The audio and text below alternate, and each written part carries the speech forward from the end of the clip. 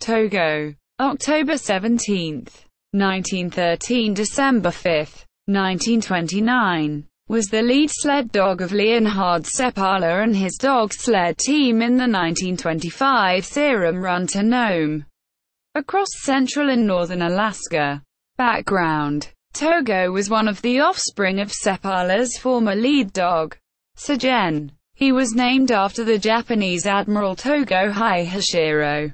Initially, he had not looked like he had potential as a sled dog. He grew to about 48 pounds, 22 kilograms, in his adulthood, which was small compared to the other sled dogs, and had a black, brown, and grey coat that made him appear perpetually dirty. Togo had been sick as a young puppy and had required intensive nursing from Seppala's wife. He was very bold and rowdy.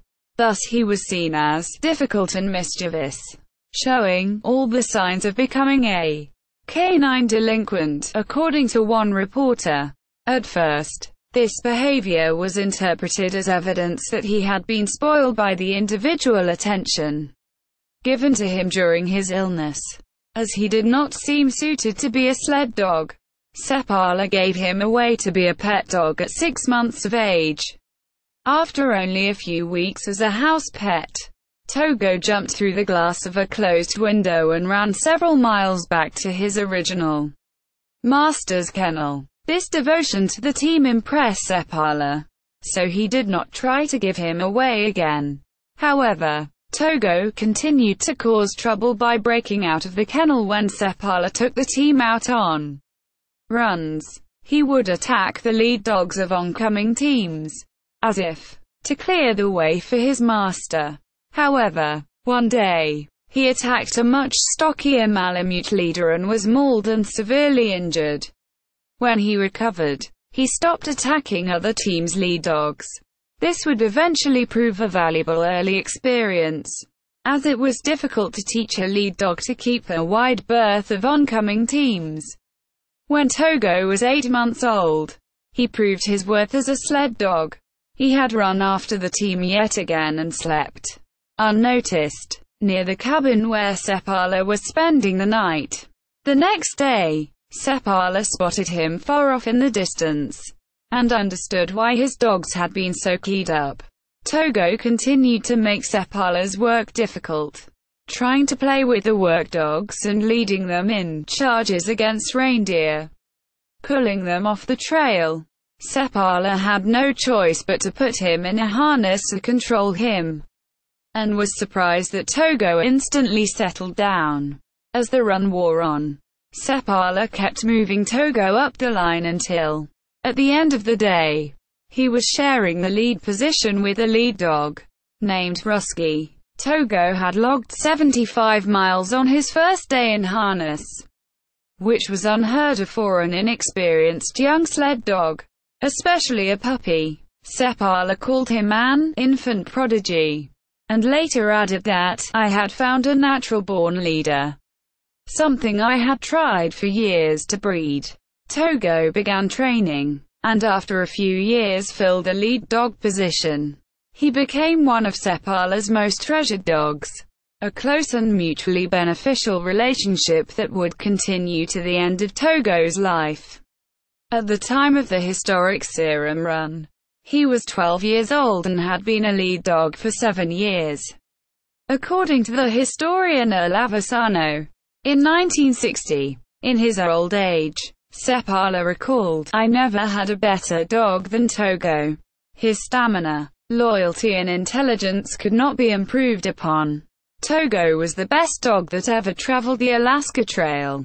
Quote, "Great Race of Mercy. The first batch of 300,240 units of serum was delivered by train from Anchorage to Nenana, Alaska, where it was picked up by the first of 20 mushes and more than 100 dogs who relayed the serum. A total of 674 miles, 1,085 kilometers, to Nome. Togo and Seppala traveled 170 miles, 274 kilometers, from Nome in 3 days. and picked up the serum in Shaktulak on January 31. The temperature was estimated at -30 degrees Fahrenheit, -34 degrees Celsius, and the gale force winds causing a wind chill of -85 degrees Fahrenheit, -65 degrees Celsius. The return trip crossed the exposed open ice of the Norton Sound.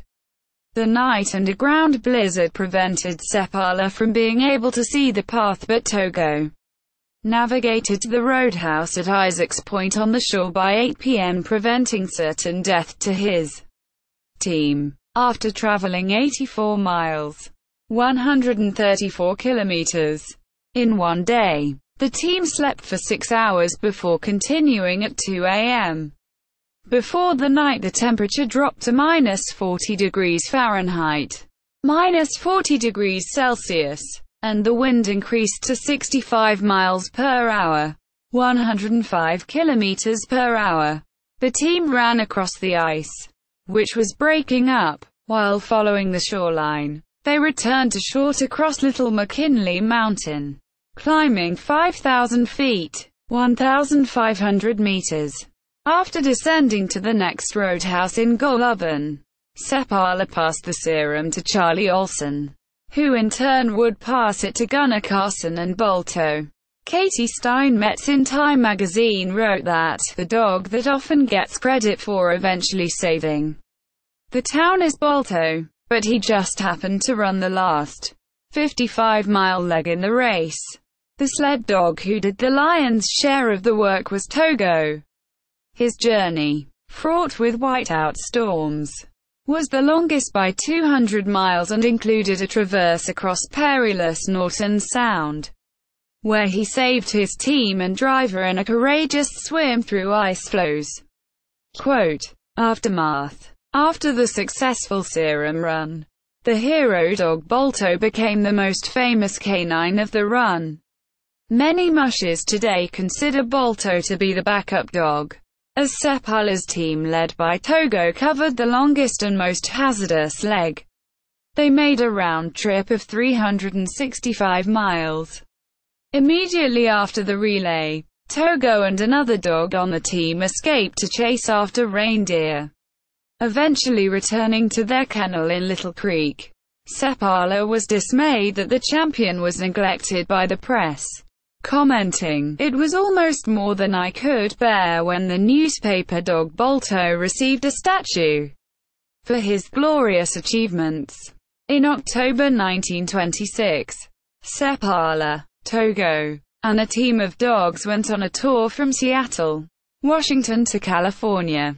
Seppala and Togo drew large crowds at stadiums and department stores, and even appeared in a Lucky Strike cigarette campaign. In New York City, Seppala drove his team from the steps of City Hall along Fifth Avenue and made a pass through Central Park. The team appeared multiple times at Madison Square Garden, which was being managed by Tom Rickard, formerly of Nome, and where Togo was awarded a gold medal by Roald Amundsen. In New England, they competed in several dog sled races against local Chinooks and won by huge margins. Seppala sold most of his team to a local kennel. Togo retired in Poland Spring, Maine, where he was euthanized on December 5, 1929 at 16 years old. The headline in the New York Sun-Times the next day was, "Dog Hero Rides to His Death." Salisbury and Salisbury, 2003, and he was eulogized in many other papers. After his death, Seppala had him custom mounted. The mounted skin was on display at the Shelburne Museum in Shelburne, Vermont. Alaskan students started a letter campaign to return Togo to Alaska. Today the mounted skin is on display in a glass case at the Iditarod Trail Sled Dog Race Headquarters Museum in Wasilla, Alaska. The Peabody Museum of Natural History at Yale University has his skeleton in the collection. Togo's reputation earned him enduring fame. The popular fictional teen sleuth Nancy Drew named a stray terrier after him in The Whispering statue of 1937. The dog appears in most of the Nancy Drew novels.